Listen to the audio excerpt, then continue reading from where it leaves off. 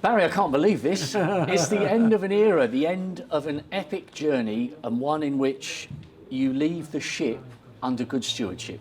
Well, thank you, and I think that was always the plan. You know, it's probably a decision I knew was coming a year or so ago. I'm 73 in June, still feel good, but I didn't want to hold people back. I knew the management was good, and they knew the rules I like to see in operation: fair play, no barriers to entry, meritocracy, all those sort of things. And they were ready, you know, and it wasn't a difficult decision to make. You know, it would have been if I didn't have management that I've seen in operation this year, where I've been gobsmacked how we got through this COVID.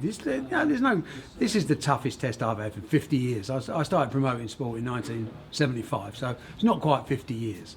Nothing can compare with COVID, the pandemic. And the way that the team have got through that, if I needed convincing, they were ready to say, right, you know, I'm running out of time. I'm going to survive as long as I can, of course, but I'm realistic. I look in the mirror and I go, these people are actually better than me. So give them the opportunity, let them take the sport to the next level. They've seen the rules we operate under, go and do it and impress me.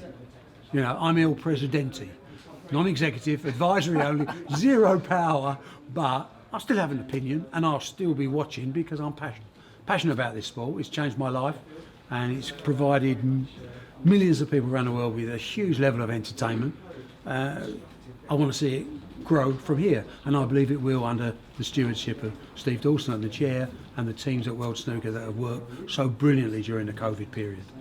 I think there's a strong argument to say that the 12 months under COVID has been snooker's outstanding moment. I had a really interesting conversation with Steve Davis in the car park one night after one of the dozens of events in Milton Keynes, and he said that you two had a conversation and you said to him, Steve, I have to find a way for these self-employed kids to be able to carry on making a living. Now, you've made your money, your family are fine, your kids will be fine, your grandchildren will be fine. It would have been very easy for you to go, not my problem, but that you've remembered where you've come from and where everybody else is, and that's class. Well, thank you. I mean, I think you summed it up quite nicely. I don't really... We've got two options in life. You can do something about something, or you can accept something. You know, we all can make a choice, you know. Some people don't have the opportunity to do something either, for circumstance. I do. You know, I build good businesses across the whole Matchroom range, businesses that are profitable, that are sustainable, that have reserves, you know. But those reserves are there for a reason. They're not there to look at. Money is not to be made, is not there to say, I've made money. Making money is not so important as what you do with the money you make.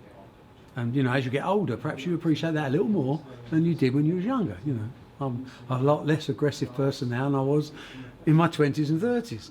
So when COVID came along, we had that decision. And the overlying principle for me was we built up this business on the basis of activity, giving people opportunity, trying to inspire people to be better, to sacrifice their life, which in turn improves the entertainment value of the sport. And I didn't want that momentum to be lost. And also, you know, they are self-employed people and they have got wives and families. And if they don't have tournaments to play in, who feeds the kids? So that was the thought behind it from day one.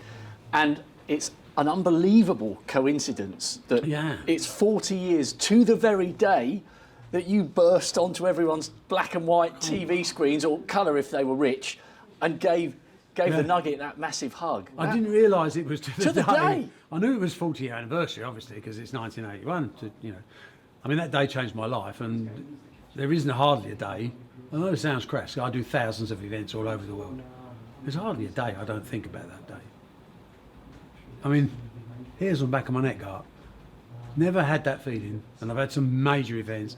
I've had some big shows, and you know, from heavyweight boxing down to Phil Taylor winning darts events and growing things.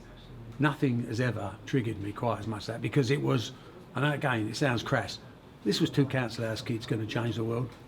You can't buy that. That was special.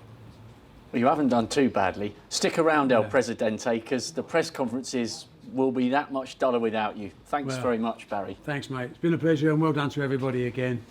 We wouldn't be here without you. Well done.